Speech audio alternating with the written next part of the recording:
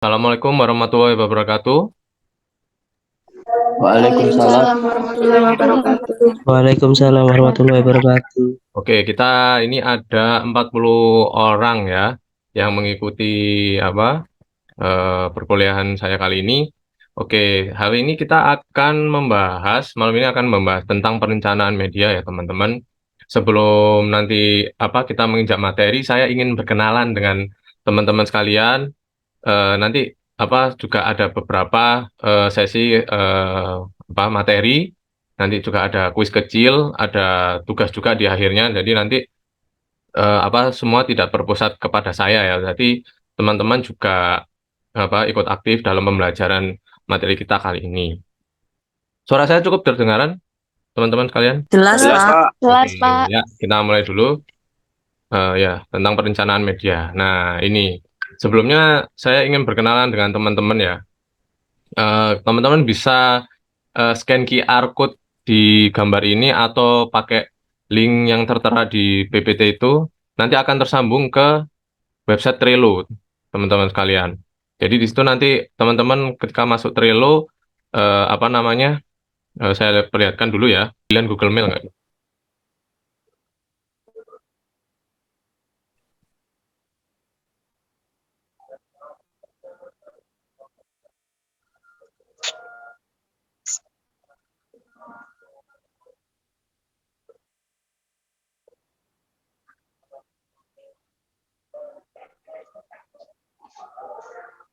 Ya, sudah ada berapa orang? Satu, dua, tiga, empat, lima, enam, tujuh, delapan, sembilan, sepuluh, 10, 11, 12, 13, 14, 15, 16, 17, 18, 19. 19 orang dari 50 orang. Berarti kurang 31 orang lagi ya yang belum join ke ini boardnya.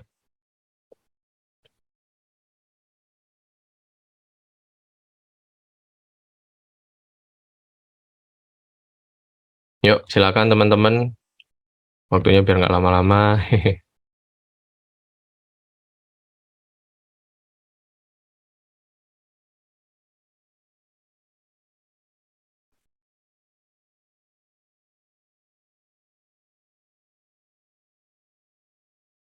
Ini udah mulai bisa, teman-teman. Tuh, tuh.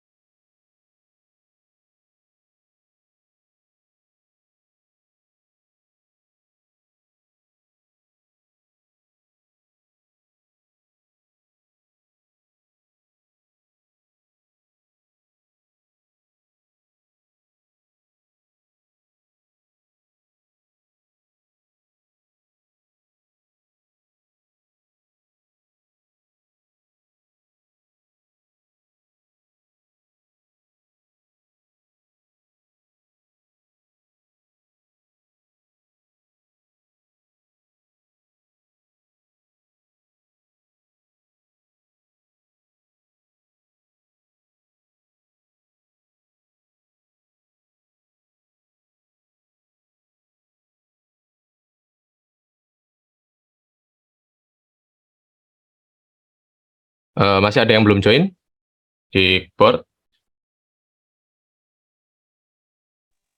Mohon maaf Bapak, ini filenya error. Oh, error ya. Ya udah deh, nggak apa-apa. Ini saya cuma ngukur untuk partisipasi teman-teman sekalian ya, sekaligus ngelihat antusiasmenya teman-teman sekalian. Jadi saya lihat ini sudah ada sekitar 30-an yang udah masuk, nggak apa-apa. Nanti yang lainnya yang belum, nggak masalah kok. Ini saya cuma ngetes partisipasinya teman-teman aja, oke? Ya, sekarang kita mau masuk ke materi ya teman-teman ya. Udah siap? Siap, Pak. Ya, ini sudah kelihatan PPT-nya? Masih belum ya? Belum. Belum Pak. Oke, nggak apa-apa. Sebentar, saya cek dulu. Sudah masuk ke PPT, teman-teman? Sudah Pak. Oke. Ya, jadi tadi saya mengukur untuk partisipasi teman-teman sekalian ya. Saya rasa cukup antusias di materi kita kali ini. Nah, sekarang saya akan lanjut ke slide selanjutnya ya. Nah, ini untuk data personal saya. Nama saya Muhammad Reza Jadi Fadila, saya lahir di Malang. Kebetulan saya adalah dosen Fakultas Ilmu Komunikasi Unitomo. Nah, jadi saya dulu juga punya pengalaman di konsultan interior, dan kebetulan juga pernah menjadi sekretaris rektornya Unitomo. Kayak gitu ya, ini sekilas pengalaman saya aja. Nah, kemudian apa sih deskripsi dari mata kuliah kita kali ini? Ya, mata kuliah ini adalah sekitar 3 SKS, di mana mata kuliah perencanaan media ini bertujuan untuk memberikan kemampuan penguasaan materi tentang konsep dan strategi perencanaan media, khususnya dalam periklanan ya teman-teman. Jadi teman-teman tidak hanya menguasai materi tentang periklanan saja, tetapi juga untuk memproduksi, mempublikasikan pesan dalam rancangan event komunikasi. Jadi seperti teman-teman itu ingin membuat suatu program promosi, baik itu promosi tentang produk, baik itu promosi tentang jasa, ataupun branding atau membangun citra dari individu atau entitas, kayak gitu ya teman-teman ya. Nah, kemudian capaian pembelajarannya sendiri adalah mahasiswa mampu memproduksi dan mendistribusikan pesan komunikasi melalui strategi perikanan dalam berbagai macam platform. Jadi memanfaatkan berbagai macam platform ya teman-teman, seperti mungkin sosial media, media massa, kemudian media elektronik, tapi sesuai dengan norma hukum dan norma sosial dan etika yang berlaku. Itu. Oke, lanjut. Nah, profil dari lulusan mata kuliah ini diharapkan teman-teman bisa menjadi seperti media konsultan. Media konsultan itu adalah seperti media-media yang mendapatkan semacam proyek-proyek mengerjakan tentang permasalahan komunikasi yang bisa diselesaikan melalui media, ataupun tentang menjadi media researcher. Kemudian ada branding konsultan, political branding spesialis, corporate relation manager, event planner, dan event organizer manager. Jadi yang berhubungan dengan media, kalian diharapkan bisa menjadi piawai di bidang-bidang tersebut. Oke, selanjutnya. Nah, sebelum kita masuk ke materi, saya akan memberikan gambaran atau konsep ya. Di sini ada materi yang teman-teman bisa akses, silakan. Kalau nggak bisa, kalau malas ngetiknya saya share ya di kolom chat gitu ya. Oke, sebentar ya.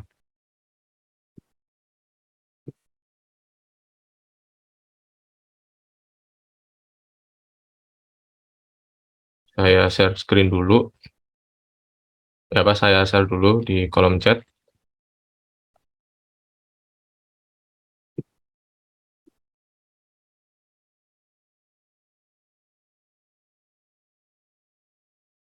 Sudah kelihatan link materinya? Sudah Pak. Ya, silakan dibaca. Saya tunggu 5 menit ya. Monggo dibaca-baca dulu.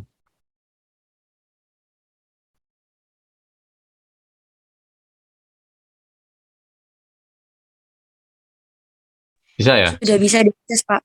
Oke. Silakan dibaca dulu ya 5 menit. Lagi saya akan lanjut ke materinya.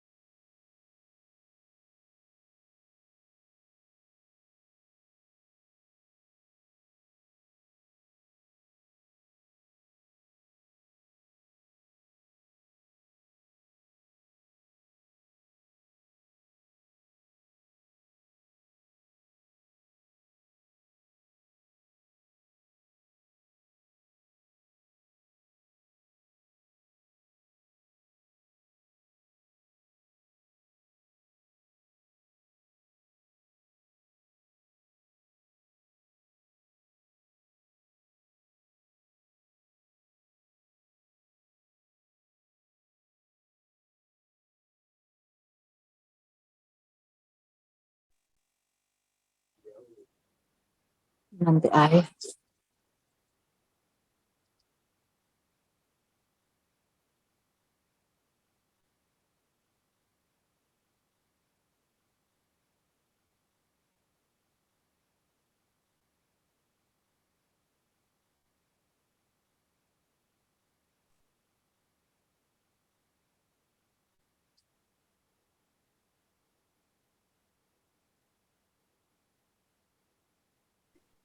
Oke, waktunya sudah 5 menit, teman-teman. Sudah dibaca semua ya?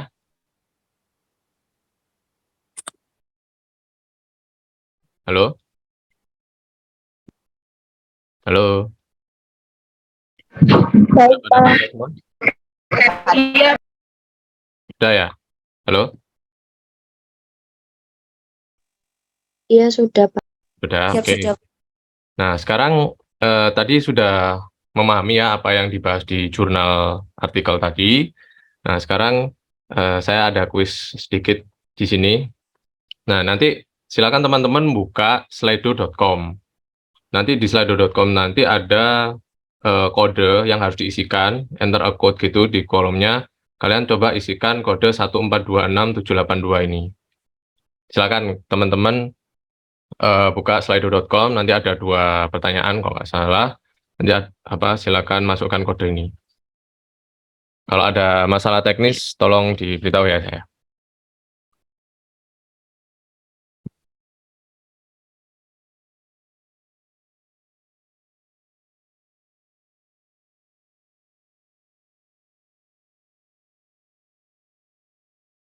Sorry, itu jangan dimasuk jawabannya, jangan kodenya, tapi itu ada pertanyaan di atasnya. Itu apa yang menjadi pokok bahasan di jurnal tersebut? Ini ada yang jawab apa? Kodenya malah ditulis di sini. Pertanyaannya ada di atas ya, teman-teman.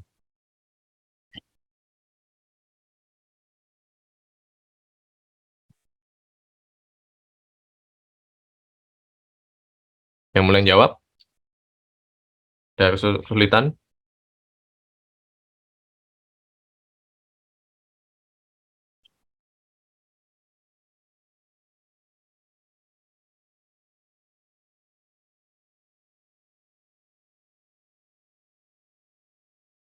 Oke, ada yang jawab perencanaan media. Betul sih, tapi kurang spesifik tentang perencanaan media apa. Yang lainnya barangkali?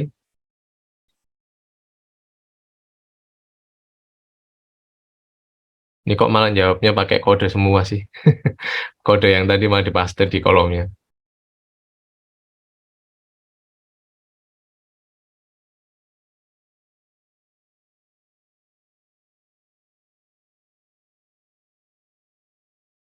Ayo, mana yang lainnya? Jawabannya tidak muncul pertanyaannya. Oh ya?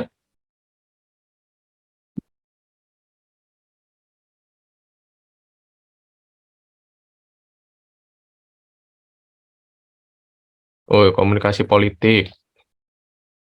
Ya, komunikasi politik. Betul. Ada lagi yang lain?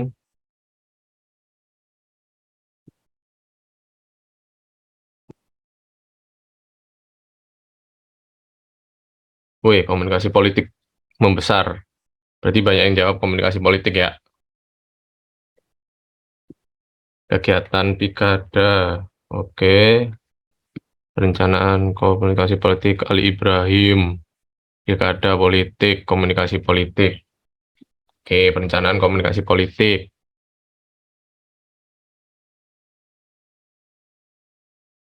Perencanaan komunikasi politik. Oke, semakin mengeruncing ya teman-teman. Udah pada mulai tahu ya apa tadi jurnalnya. Oke, berarti paling besar adalah perencanaan politik, komunikasi politik. Jawaban yang paling dominan. Ya itu udah bener sih, udah bagus. Jadi jurnal itu memang membahas tentang seorang calon kepala daerah ya bernama Ali Ibrahim.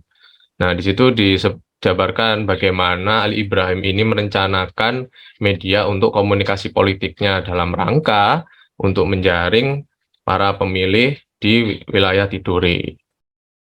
Kayak gitu. Oke, bagus. Udah mulai menjawab ya. Udah mulai terjawab. Udah bagus jawabnya. Nah, kemudian untuk yang pertanyaan keduanya,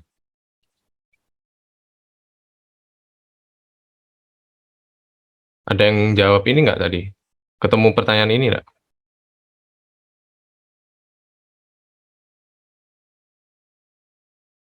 Halo?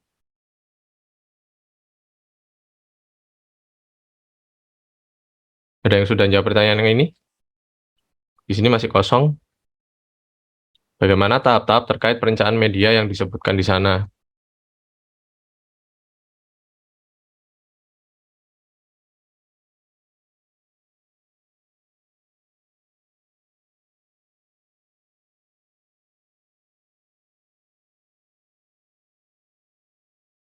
Ada 3 orang sedang typing, 2 orang sedang typing. Oke.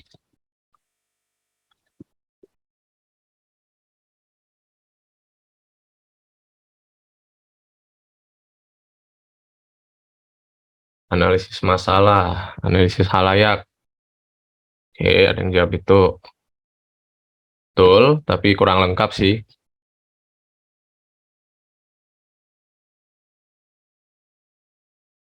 Ali Ibrahim menyesuaikan cara komunikasi dengan publik sesuai dengan karakter Ayala. Lumayan. Analisis khalayak, analisis masalah, perumusan tujuan, pemilihan media, pengembangan pesan, perencanaan produksi media. Ya, ini betul. Oke, ada yang jawabnya sama. Oke, betul. Betul ya. Jadi ini merupakan tahap-tahap terkait perencanaan media ya dalam konteks komunikasi politik ya teman-teman. Menyesuaikan dalam bentuk iklan media massa ya, betul. Persiapan awal, pematangan konsep, perumusan tujuan, pemilihan media, dan pengaplikasiannya. Oke, analisis halayak. Oke, analisis halayak, tulisan tujuan, pemilihan media, ya semuanya udah mulai benar ya, udah benar.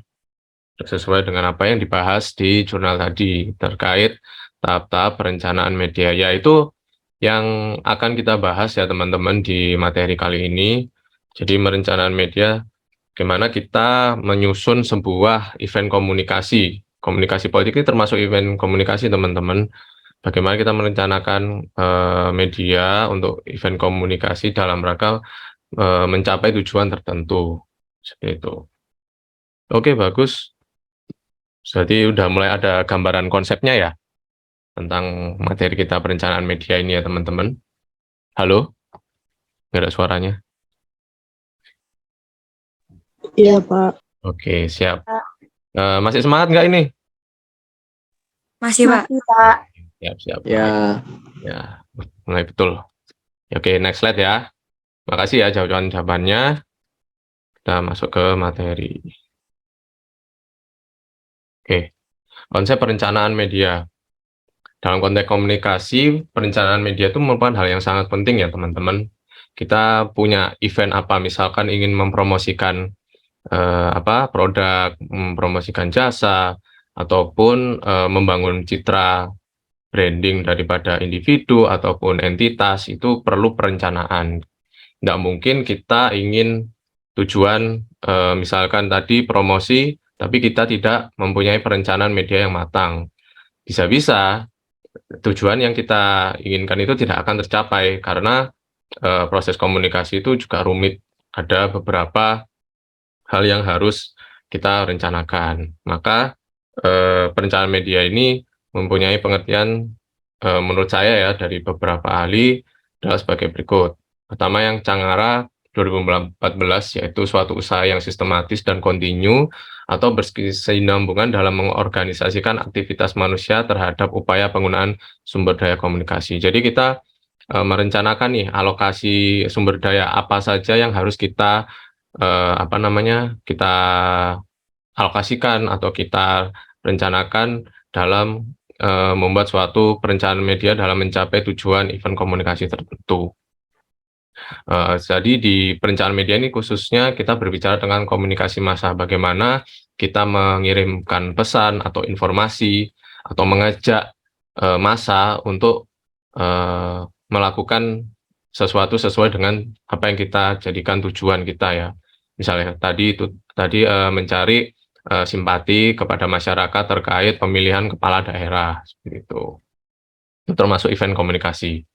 Tapi berbeda lagi dengan Middleton dan Wedemeyer 2018 bahwa perencanaan komunikasi itu adalah penciptaan kegiatan komunikasi, pengalokasian dan penggunaan sumber daya komunikasi untuk mencapai tujuan yang bernilai sosial dalam konteks citra tertentu atau citra secara keseluruhan. Citra tertentu itu bisa dicontohkan seperti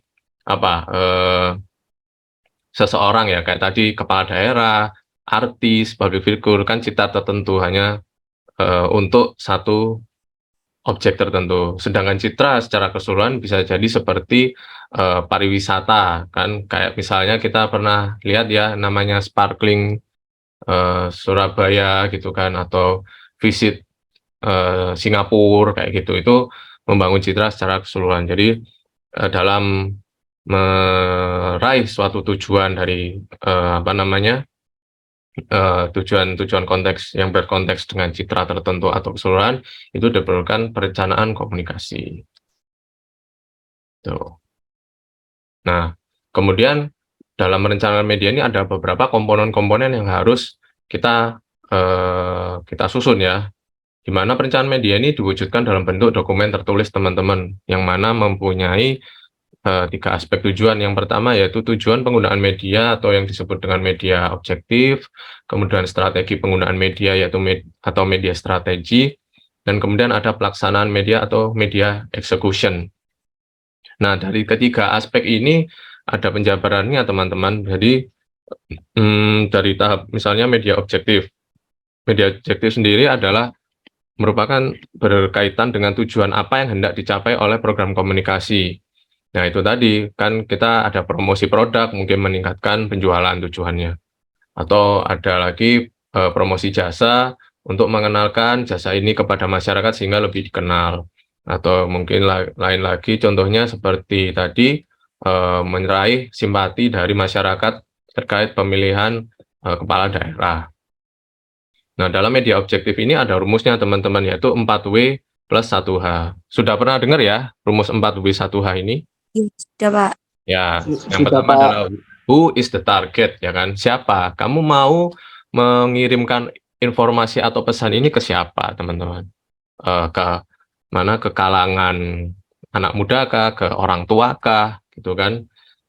Terus bagaimana dia perilakunya, sifatnya, kebiasaannya. Nah, itu ada di who.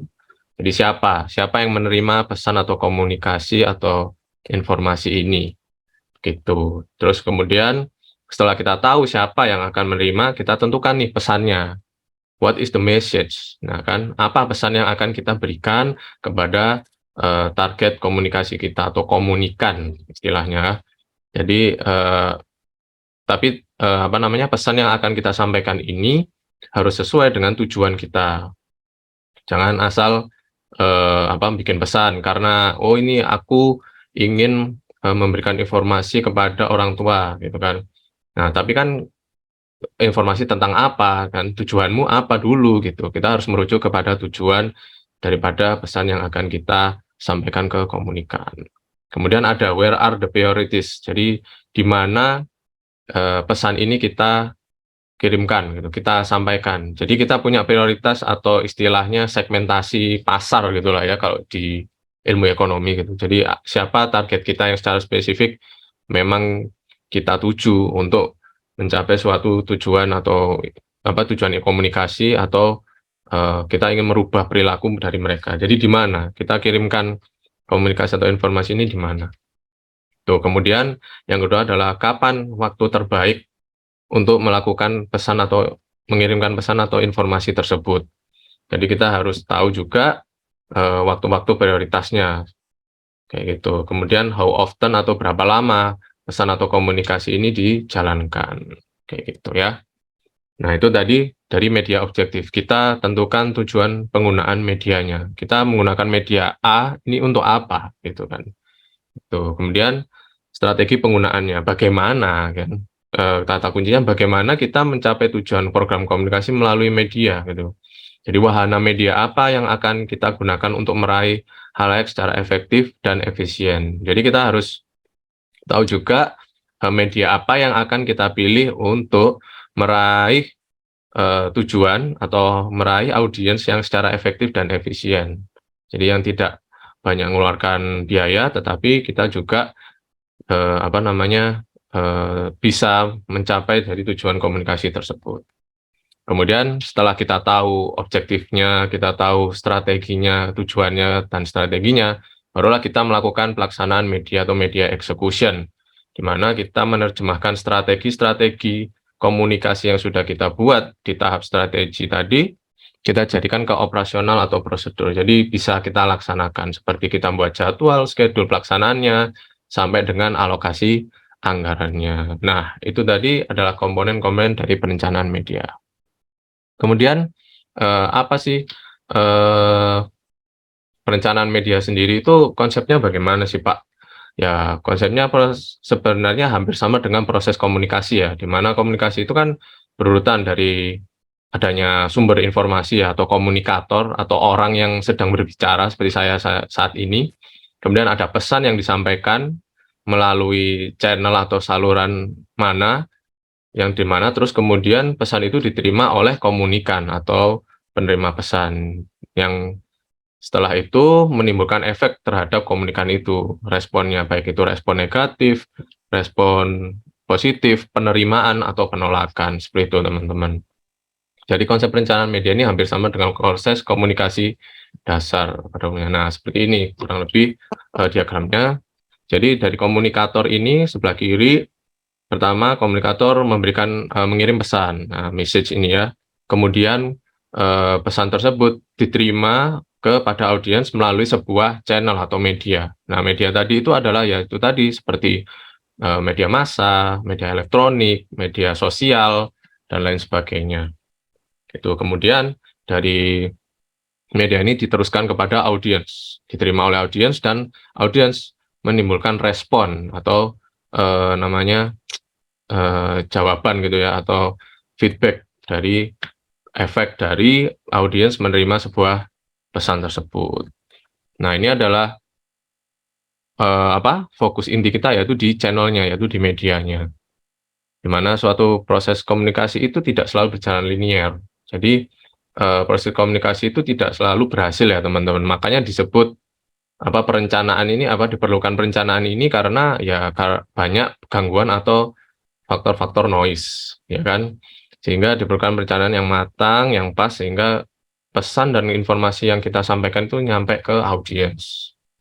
Seperti itu. Jadi efisien dan efektif, dan mungkin bisa memberikan efek merubah perilaku daripada audiens tersebut.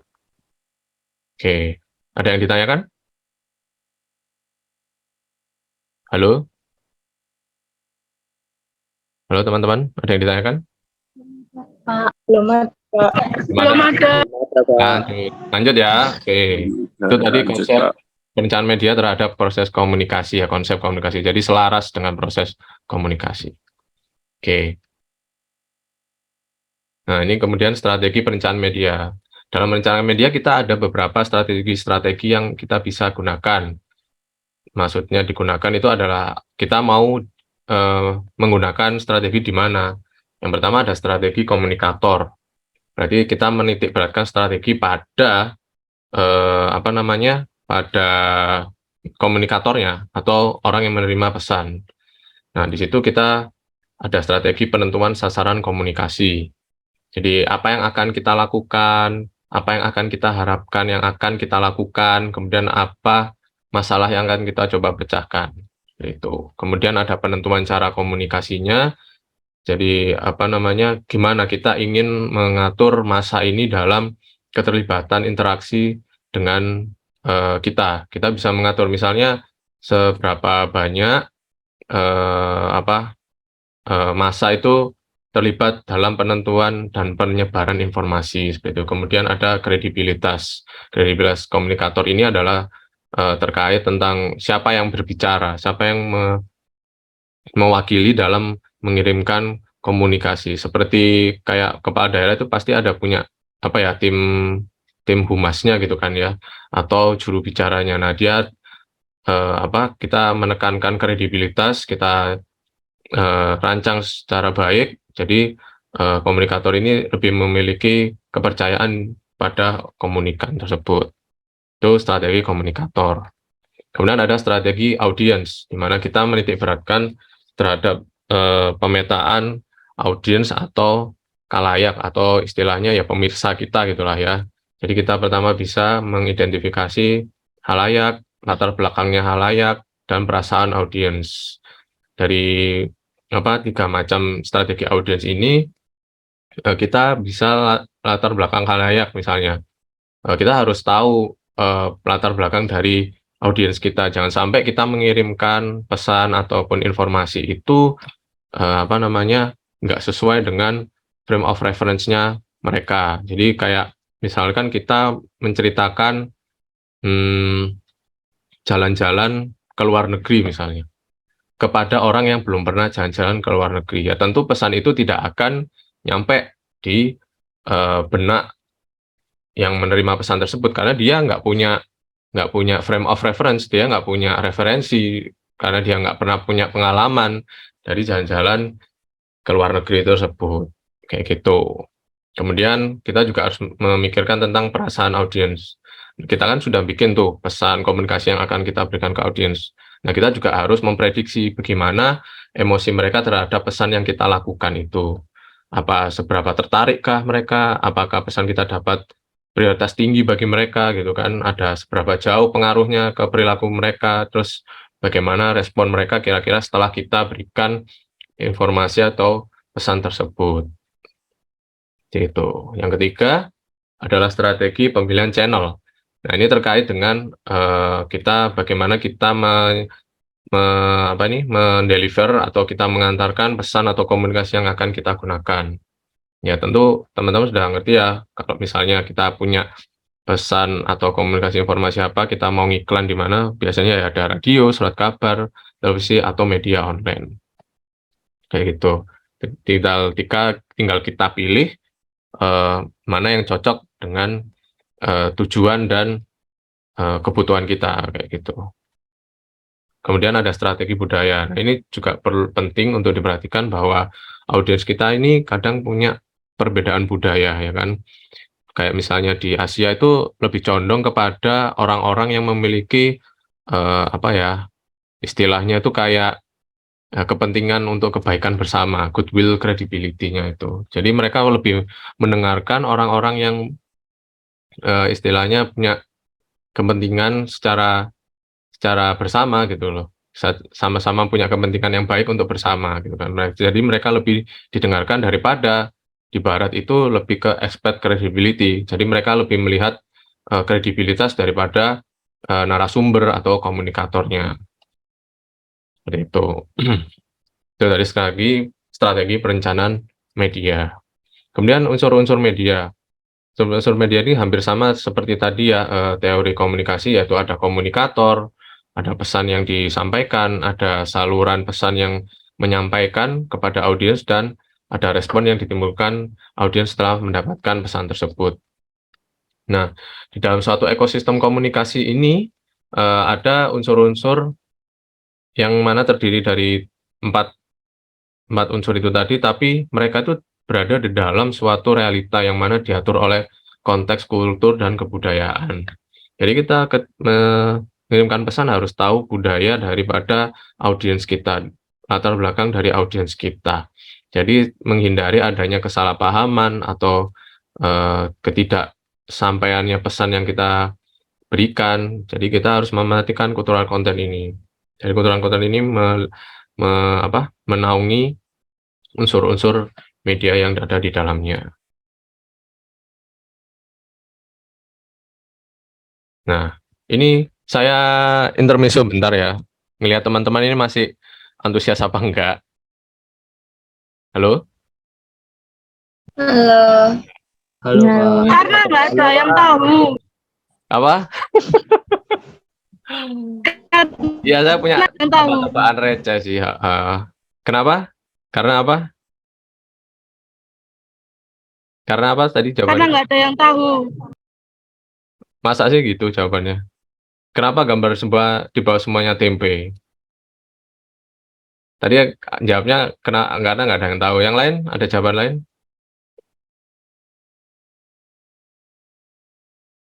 Halo, guys.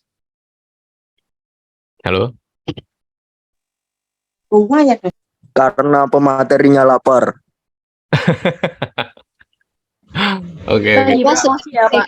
Ya ini sekedar intermezzo aja kok teman-teman ya. Saya ingin melihat apa responnya teman-teman, apa masih semangat apa enggak. Oke ya benar. Karena memang jawabannya nggak ada yang tahu.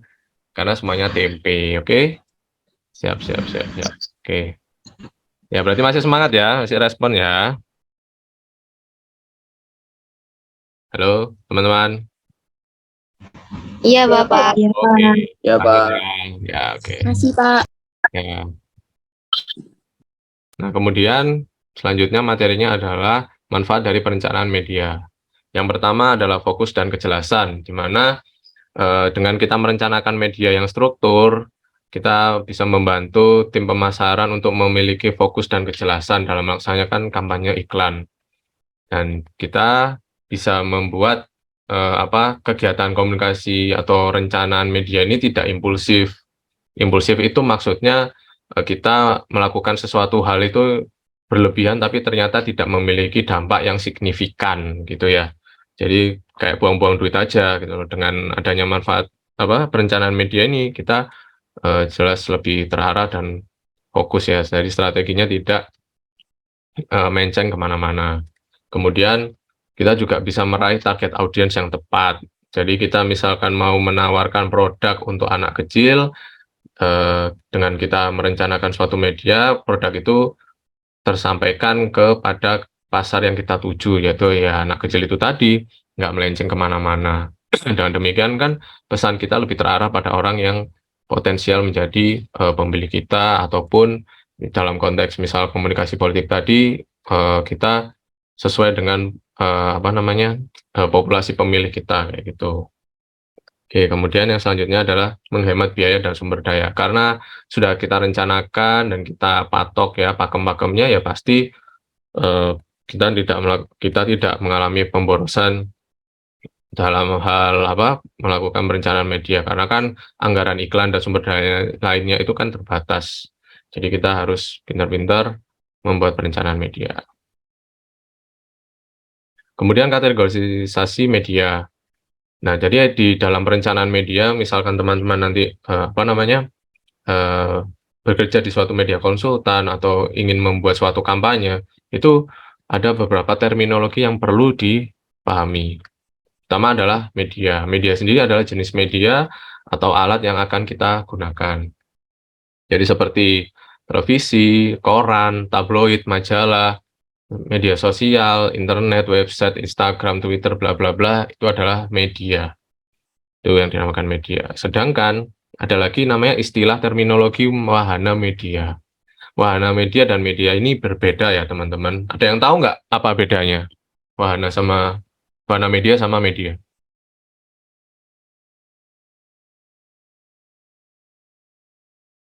Yang mau raise hand barangkali? Kalau lembaga pembawa media itu seperti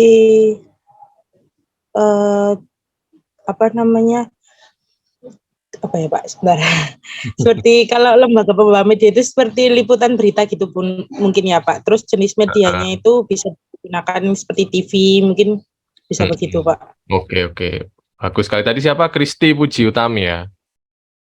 Iya Pak. Jadi lembaga yang pembawa berita gitu ya, dengan menggunakan media tertentu. Kira-kira apa ya Kristi? Contohnya?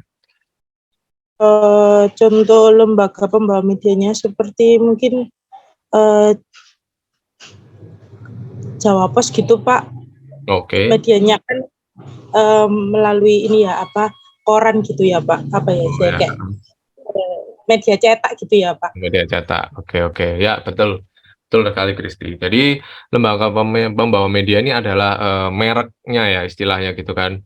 Merek yang membawa media, baik itu media cetak ataupun media elektronik. Jadi seperti Kompas TV, kemudian ya tadi seperti apa tadi Jawa Pos, ya dan pokoknya yang apa lembaga-lembaga media yang menaungi suatu media yang akan kita gunakan. Jadi gitu. Jadi bedanya media dan mana media adalah seperti itu. Kemudian ada cakupan. Nah, cakupan ini setiap media itu memiliki cakupan yang berbeda-beda ya teman-teman. Di mana siapa aja yang bisa mendapatkan pesan tersebut. Apakah sudah sesuai dengan target? Maksudnya cakupan itu adalah media. Misal Jawa Pos itu bisa mencakup siapa saja sih yang baca Jawa Pos itu siapa aja sih gitu kan, dari kalangan mana aja gitu, apakah apa anak muda, apakah orang tua dan lain sebagainya seperti itu. Kemudian ada jangkauan juga, berapa orang yang melihat pesan tersebut, berapa orang yang menggunakan atau melihat pesan dalam media tertentu, dalam wahana media tertentu, itu juga harus kita pikirkan ya. Gitu. Kemudian ada frekuensi, berapa kali pesan itu dilihat atau disebarkan. Jadi di suatu media, lembaga media tertentu itu berapa sih istilahnya frekuensi ketika kita memberikan pesan atau mengirimkan pesan di situ gitu ya. Jadi berapa kali pesan itu dilihat atau disebarkan oleh para pengguna itu tadi. Kemudian selain frekuensi ada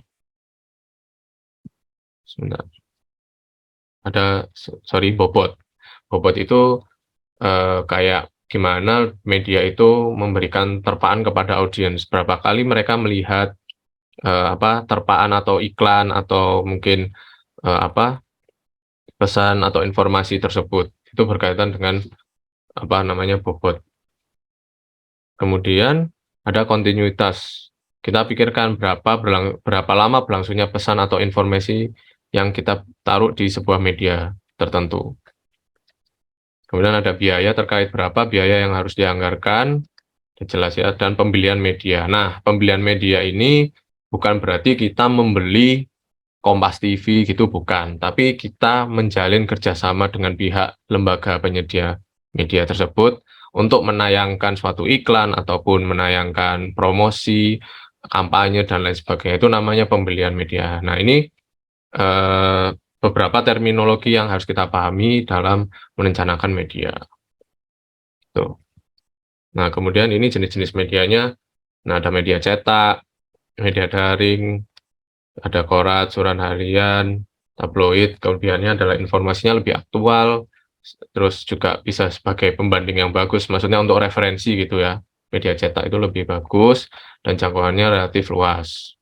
Kemudian kelemahannya ya kurang dapat menjangkau khalayak yang spesifik, karena koran ini kan kita nggak bisa targeting ya, karena punya ada distributor masing-masing yang mana ya nggak bisa kita atur siapa yang bakal beli, siapa yang bakal melihat informasi yang kita berikan di media tersebut, dan masa pakainya atau waktu beritanya itu singkat. Biasanya koran kan terbit hari itu, ya udah berita hari itu, besoknya ya udah basi berita itu kan ya, seperti itu. Nah, kemudian ada media penyiaran. Seperti yang tahu penyiaran ya ini salah ketik yaitu misalnya radio, televisi, kemudian radio, televisi, ya media sosial itu juga termasuk media penyiaran juga. Kelebihannya mereka pengaturan waktunya lebih fleksibel dan dapat memberikan dampak pengaruh yang kuat, karena kan media penyiaran biasanya selain audio juga ada visualnya ya kan ya, kayak televisi itu. Cuma kelemahannya biayanya pasti lebih mahal dalam produksi materinya dan halayaknya tidak terseleksi dengan baik. Maksudnya halayaknya ya random gitu kan ya, karena dia sangatlah masif gitu. Kemudian media daring, website atau media sosial. Kelebihannya jangkauannya relatif luas dan fleksibel dalam memodifikasi informasi. Bedanya dengan media penyiaran, media cetak, misalkan kita melakukan kesalahan informasi, tentu prosesnya lebih lama. Beda dengan media sosial. Media sosial udah ngedit segala macam kan ada di jari kita. Kita bisa langsung edit saat itu juga ketika kita mengetahui ada kesalahan informasi ataupun berita. Nah, kekurangannya tidak selalu terjamin ya teman-teman. Jadi kredibilitas informasinya belum terjamin betul, karena sumbernya kadang juga sumber-sumber yang asal. Jadi makanya banyak hoaks di media sosial. Kemudian perilaku penggunanya yang tidak mudah terkontrol. Artinya itu ya banyak kayak misalnya ujaran kebencian, karena media sosial itu kan apa namanya simultan ya, saat itu juga dibuat, saat itu juga dilihat. Jadi ya kita juga bisa mengomentari saat itu juga. Jadi tidak bisa terkontrol gitu loh tanggapan atau respon dari para halayak tersebut. Nah, kemudian tahapan perencanaan media. Pertama adalah menilai lingkungan komunikasi. Menilai lingkungan komunikasi ini ada faktor eksternal, ada faktor internal. Kemudian menggambarkan halayak sasaran atau memetakan para audiens kita. Kemudian menetapkan tujuannya kita penggunaan media ini apa. Dan memilih medianya ya. Jadi bauran itu maksudnya medianya nggak cuma media cetak aja, misal kita bisa pakai media televisi, juga bisa media apa namanya sosial. Kemudian pembelian media seperti yang saya bilang tadi untuk apa implementasinya ya. Jadi untuk melaksanakan penyebaran informasi dengan pembelian media. Nah, tahapan perencanaan medianya adalah pertama yang tadi menilai lingkungan informasi. Terdapat dua faktor ya teman-teman, ada faktor internal dan faktor eksternal, di mana faktor internal itu mengkaji sumber daya komunikasi dari internal. Jadi misalkan kita punya organisasi mau promosi atau membuat press conference, kita pasti memetakan dulu sumber dayanya siapa saja. Jadi ada komunikator atau ide yang diolah menjadi informasi, ada idenya ya apa yang mau kita sampaikan, kemudian strategi umum komunikasinya bagaimana, dan anggaran biayanya.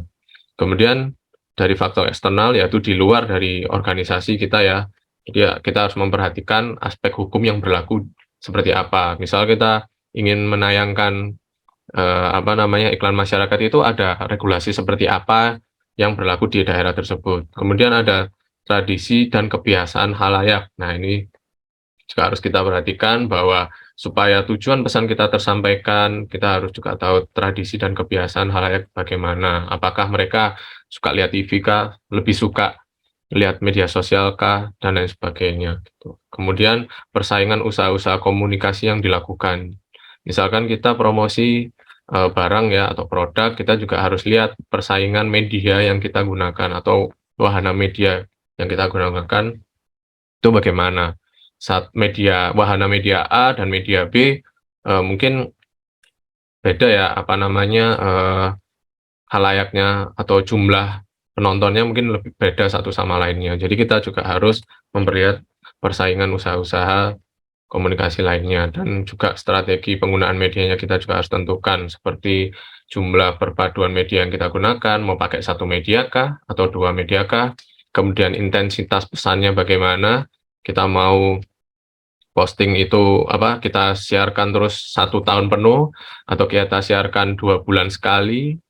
Nah, kita harus tentukan seperti itu sesuatu yang penting juga, dan juga gambaran biayanya. Jangan sampai apa impulsif tadi ya, bayar mahal-mahal tapi ternyata tidak menghasilkan apa-apa ataupun sia-sia. Nah, itu tadi dari aspek menilai lingkungan komunikasi, tahap awalnya kita untuk merencanakan media tersebut.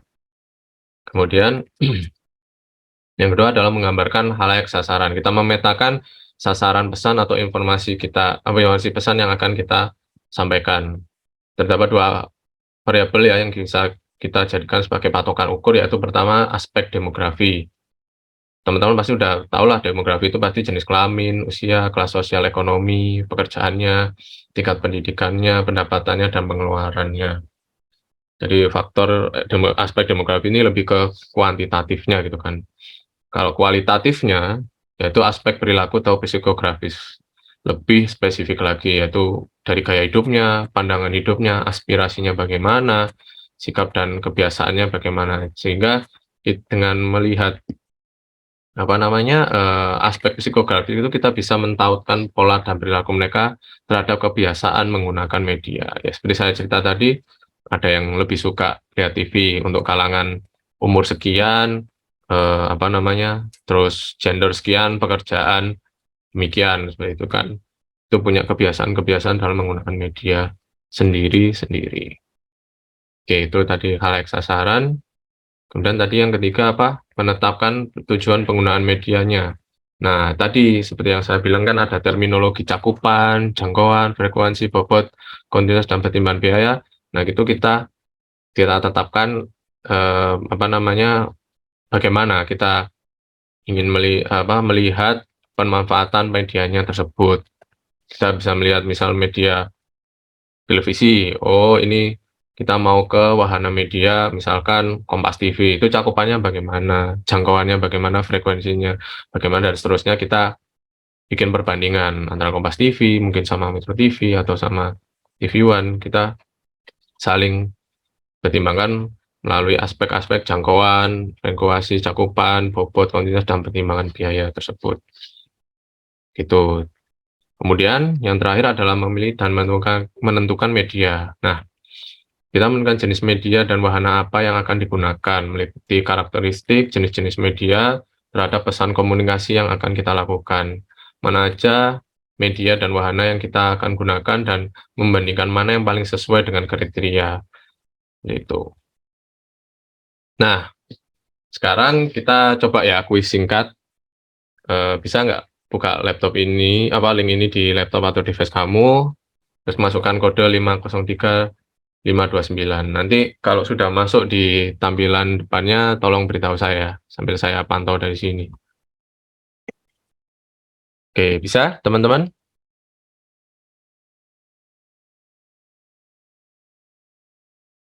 Halo? Bisa dicoba? Langsung scan QR code-nya atau mau masukkan link?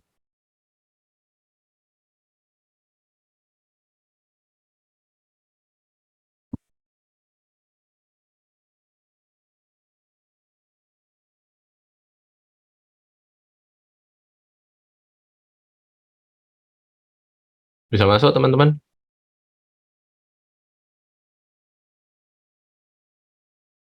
Bentar ya, saya lihat dulu.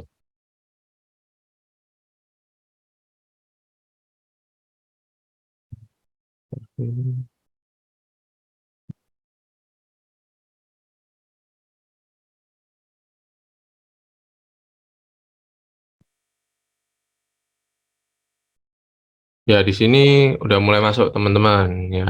Kelihatan nggak tampilan kuisisnya saya?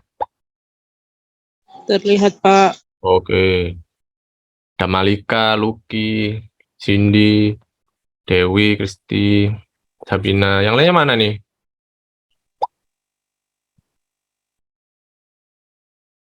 Nanti kita coba kayak jawab kuis, terus kita lihat ya nanti siapa aja yang skornya paling tinggi.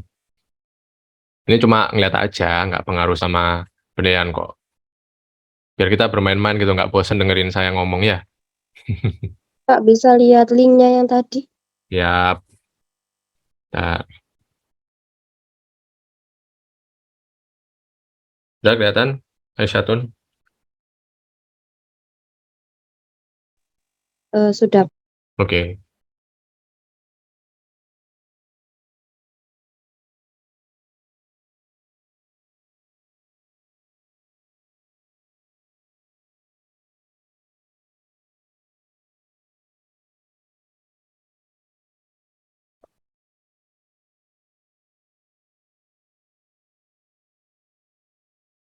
Berapa nih? 1, 2, 3, 4, 5, 6, 7, 8, 6, 4, 5, 15, 16, 17, 18.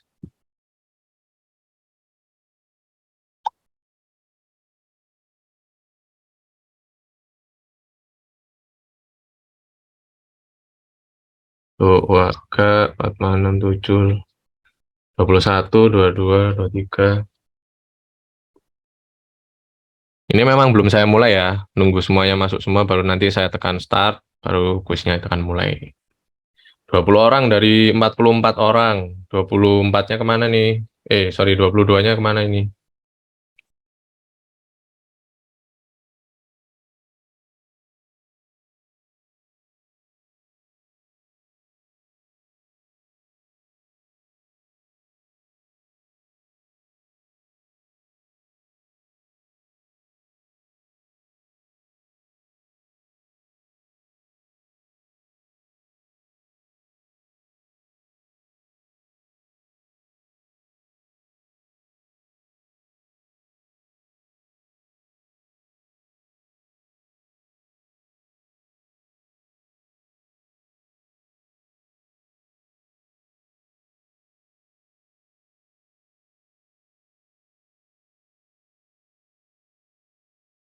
Oke, 23 orang.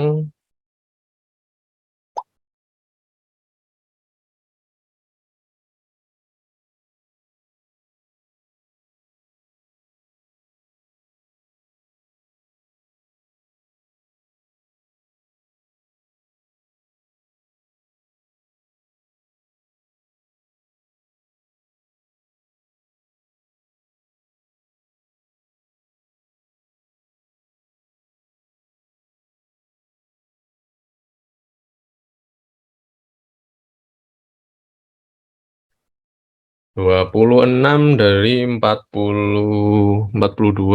Berarti kurang 26. Saya senang loh sama kelas ini, banyak banget mahasiswanya. Pada antusias. Wah, terima kasih ya yang sudah share linknya di chat.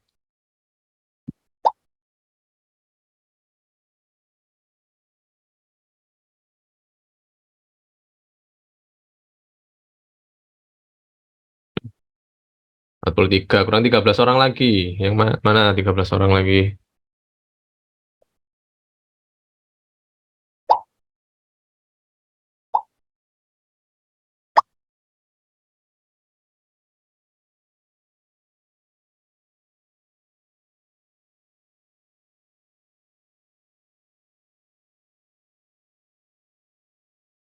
Tiga 32 orang.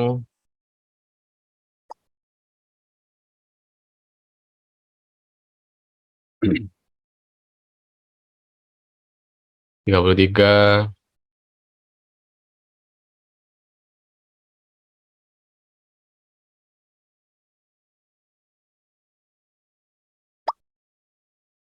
34 Sultan.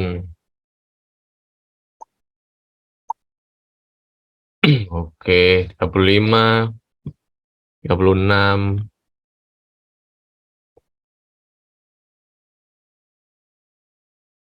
6 orang lagi teman-teman. 37. 8. Kurang 3, berapa berarti 4 orang ya? Kan 42.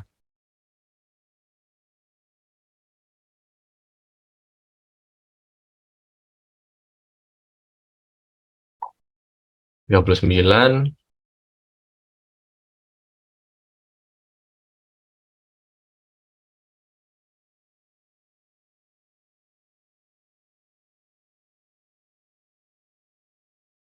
'Udah semua kah?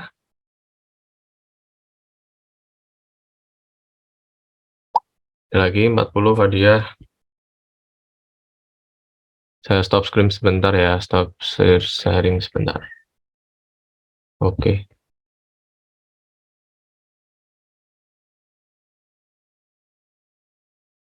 Kurang 2 orang lagi. Siapa nih? Apa udah cukup ya? 42. 40 ini udah masuk semua nih ya.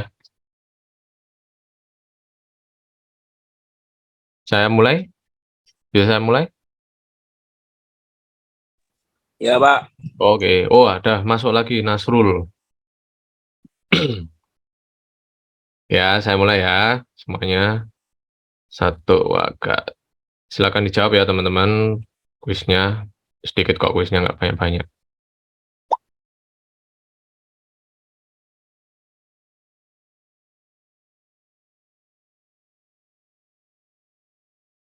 Nah, di sini ada leaderboard skor ya. Silakan dijawab teman-teman. Nanti siapa nih yang bakalan... Weh, cepat banget nih. Oke, Erlin nomor 1, Cindy Cici, ranking 2, ranking 3. Oke, Saviola Putra menyusul balapan. Saviola Putra nomor 1 rankingnya, skornya paling gede 3.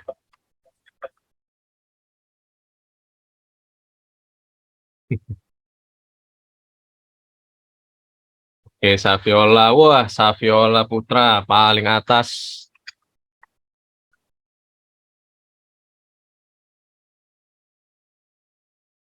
Disusul Herdito nomor 2.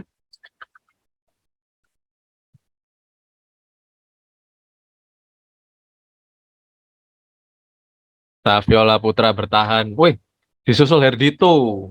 Wih, hebat.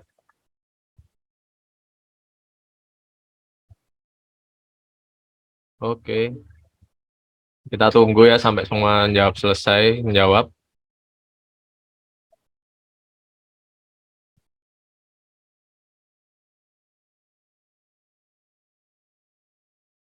Ya, Amalia. 59% semuanya menjawab benar ya, teman-teman. Dari kelas akurasinya, berarti teman-teman udah paham nih ya.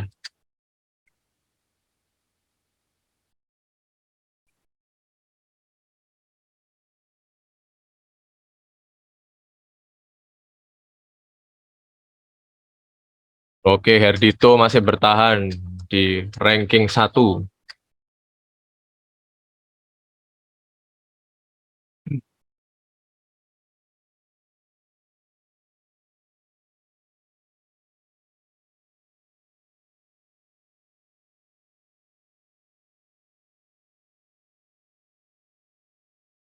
Woi, Trevan nomor 3 sekarang.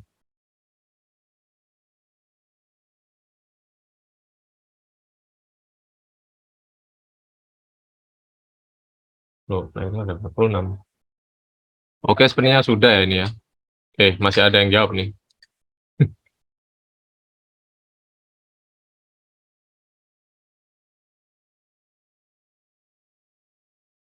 34, 46. Loh, Nova Alvina meluncur ke atas.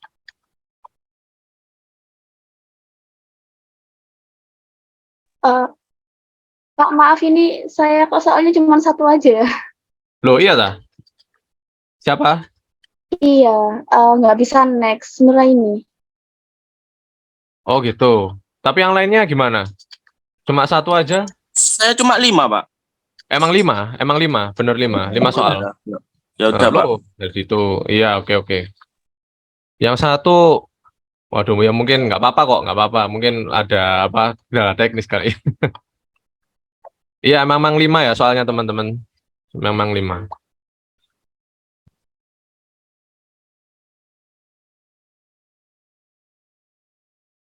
Ini kayaknya udah pada selesai semua ya. 68 akurasi.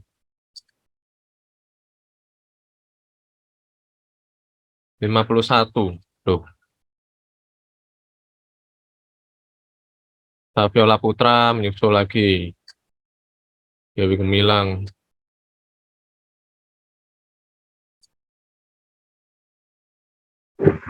Ini jam waktunya cepet banget, Pak.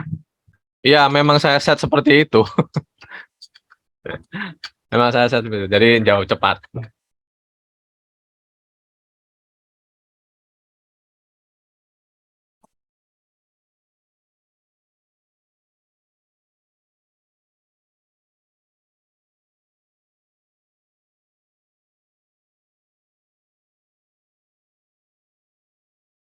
Oke, udah 43 orang ini udah jawab semua ya kayaknya ya. Saya end dulu ya.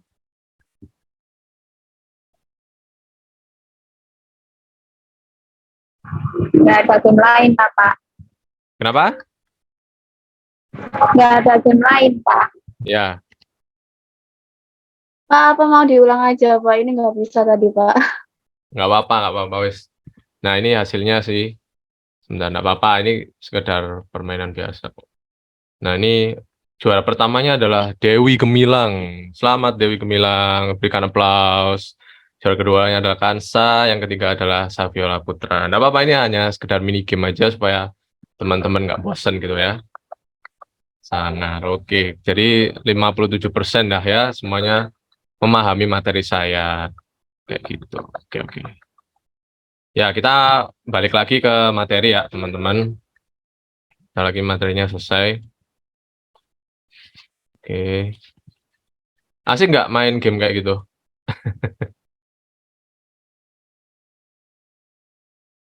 Asik nggak, teman-teman?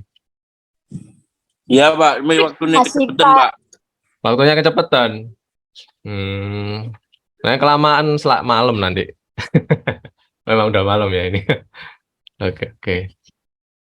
Ya, kita lanjutin ya, teman-teman ya, ke materi aja ya. Halo? Ya, Pak. Iya, Oke. Bang. Baik, Pak. Ya, oke, ini kita udah mau di akhir dari pertemuan kita ya. Ini aku ada sedikit studi kasus, nanti tolong dijawab aja pakai raise hand gitu ya. Nah, jadi ada cerita seperti ini. Ada seorang marketer bernama Reza. Dia dapat proyek nih dari saudagar Arab untuk promosi produk minuman. Silakan dibaca aja deh. Pokoknya kayak gini, nanti bisa nebak nggak apa sih yang salah dari pesan promosi yang dilakukan oleh si Reza ini tadi? Silakan.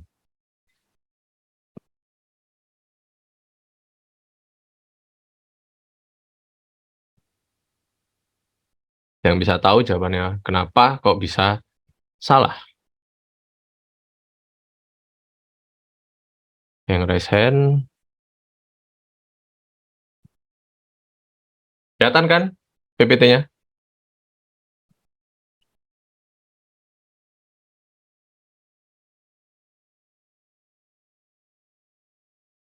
Halo, teman-teman, kelihatan kan PPT-nya?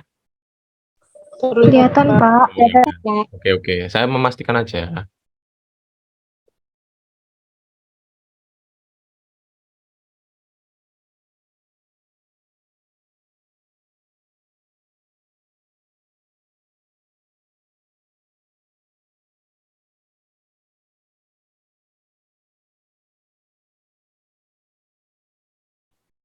Ada yang bisa jawab? Open mic aja nggak apa-apa, atau mau di chat room boleh.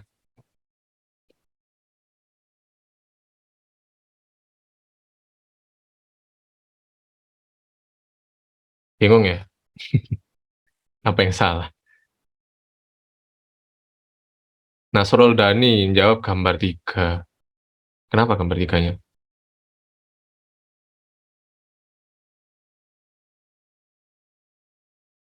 Ayo, siapa yang tahu? Kuncinya ada di eh, persepsi dari orang Arab ini sih. Kuncinya ada di situ. Gambar 1. Lah ya, kenapa gambar satunya? Nggak, bukan itu, bukan salah. Jawabannya bukan gambarnya. Jawabannya bukan gambarnya. Ayo coba apa? Yang bisa jawab, mungkin bisa open mic, memberi penjelasan.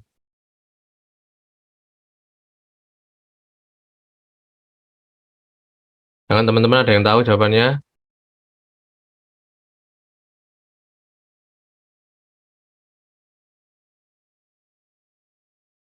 Nggak ada yang tahu?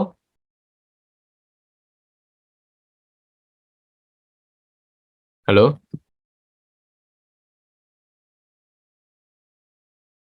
Ada yang tahu nggak teman-teman?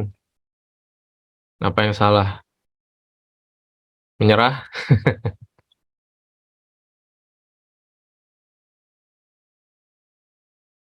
Halo? Boleh izin menjawab? Ya, Arif Setiawan, silakan. Kira-kira apa yang salah dari pesan promosi tersebut? Yang pertama, itu nggak ada sesuatu yang menyenangkan dari Oke. si konsumen tersebut. Terus yang kedua, itu tidak ada efek dari manfaat atau keunggulan dari produk tersebut. Karena di sini hanya ditampilkan sebagai peraganya saja. Jadi Oke. konsumen lebih cenderung ini apa sih gitu, nggak ada manfaatnya dan Oh, nggak nggak ada ada manfaatnya. Ya, yang nggak ada maunya manfaat. gitu buat Oke. kita gitu Pak. Oke. Bagus, Arif Setiawan. Sebenarnya ini sih kayak sekedar tebak-tebakan sih, tebak-tebakan biasa. Tapi apa yang disampaikan Arif Setiawan ya nggak salah juga. Tapi sebenarnya jawabannya bukan itu. Ada yang mau nambahin lagi jawabannya? Tapi bagus, Arif Setiawan, terima kasih udah memberikan jawaban. Kayaknya ada yang punya jawaban lain?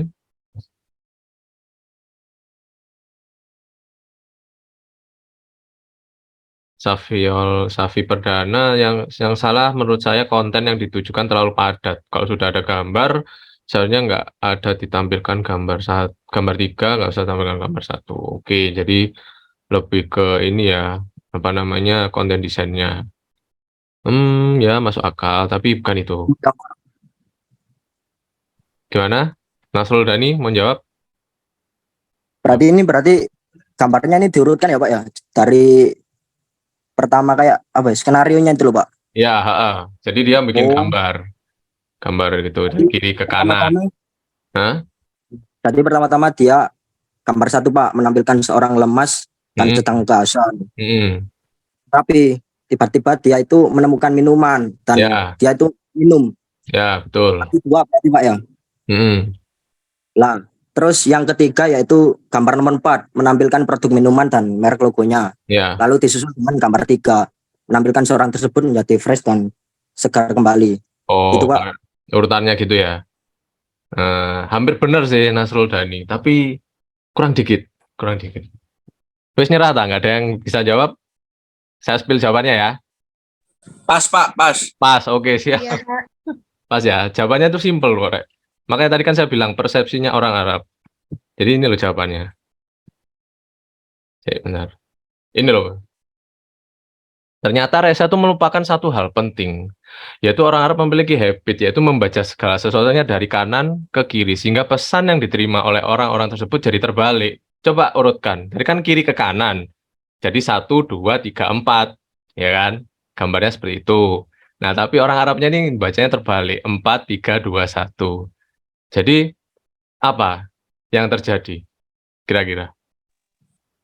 Oh alah, iya Pak, paham Pak. Paham ya? Nah, Iya, itu Pak. makanya saya bilang ini tebak-tebakan ringan sih sebenarnya. Jadi, tapi juga berkaitan dengan perencanaan media, yaitu apa tadi, apa namanya, persepsi dan kebudayaan halayak. Makanya, itu penting kita pertimbangkan, karena tidak semua pesan yang kita sampaikan dipersepsi sama orang itu sama dengan apa yang kita persepsikan. Jadi, ceritanya orang Arabnya akhirnya bacanya 4, 3, 2, 1. Dia lihat, oh ada botol merek pedoman. Terus ada orang seger gitu kan, fresh. Orang itu nemu minuman itu dan dia minum. Ternyata malah jadi lemas kehausan. Ya jadi pesannya gagal karena orang Arab kan biasanya baca huruf Arab kan kanan ke kiri toh.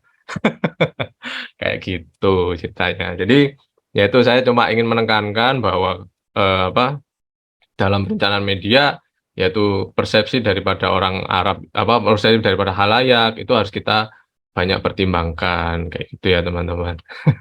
Astaga, mulai menarik, main logika. Oke. Iya, jadi gitu ya teman-teman. Ya kayaknya receh sih, tapi ada kaitannya dengan perencanaan media. Jadi persepsi harus kita pertimbangkan banget ketika kita mengeluarkan informasi. Jadi jangan sampai miskonsepsi, jangan sampai frame of reference kita berbeda atau media yang kita berikan kepada audiens itu berbeda, maka akan menjadi pesan itu dimiskonsepsi atau salah terjemah ataupun tujuan dari pesan komunikasi kita tidak bisa tercapai kayak gitu. Oke, next adalah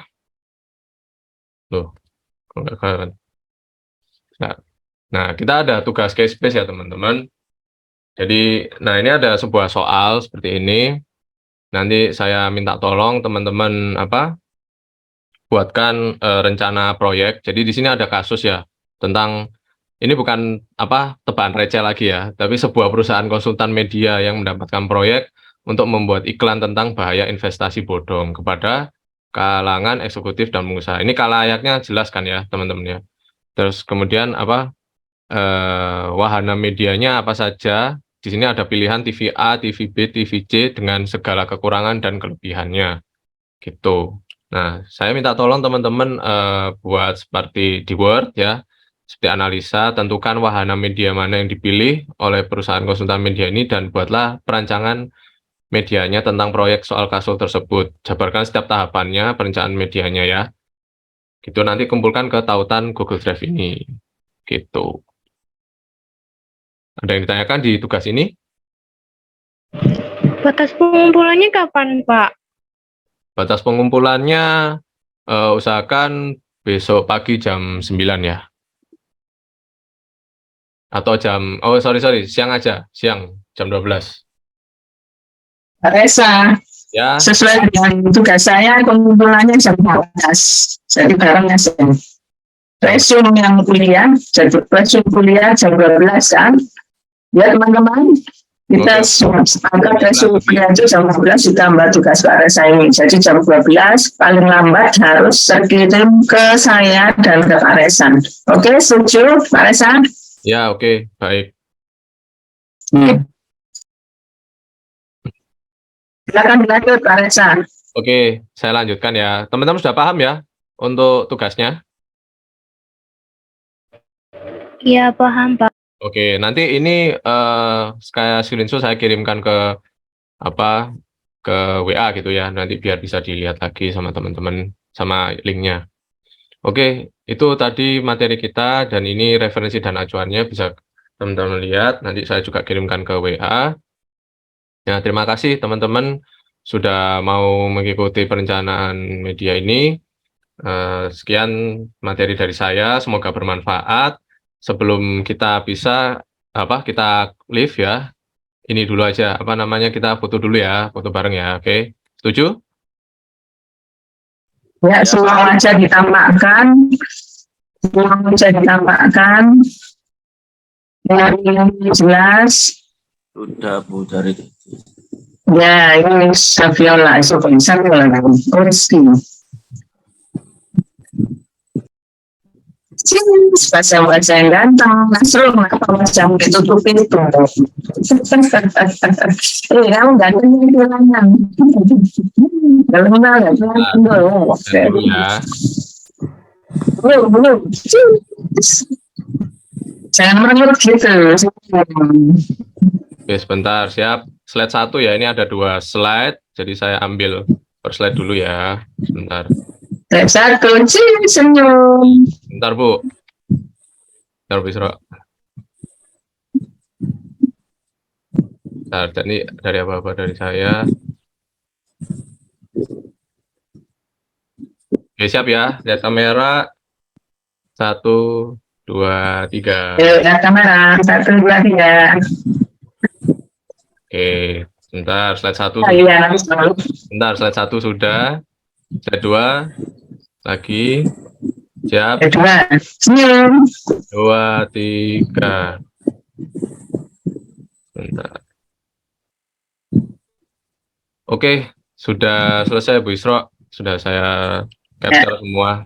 Oke. Terima kasih teman-teman. Saya tutup perkuliahan kali ini. Terima kasih atas partisipasinya. Oh ya, saya butuh feedback dong. Tadi menurut teman-teman gimana kuliahnya? Asik nggak? Seru, Pak. Seru ya. Pak. Walaupun banyak Asik, ya, Asik, Pak. teknis ya, awalnya ya. nggak enak, suwe-suwe seru Pak. Lama-lama seru Pak. Oh gitu ya. Emang awal-awal itu gak enak biasanya. Kayaknya gara-gara tempe tadi Pak. Oh gara-gara tempe. Lapar ya? Pada lapar nih pasti ya. Taruh Pak, cuma sinyalnya ngeselin. Wah ya jangan, ya marahin aja Telkomselnya, PV-nya itu ya, Indihome-nya. Oke, ya terima kasih teman-teman sudah mau menghadiri. Saya tutup perkuliahan ini. Assalamualaikum warahmatullahi wabarakatuh. Jangan lupa tugasnya dikumpulkan ya. Ya, Pak. Baik, terima kasih Pak Reza. Terima kasih, Pak.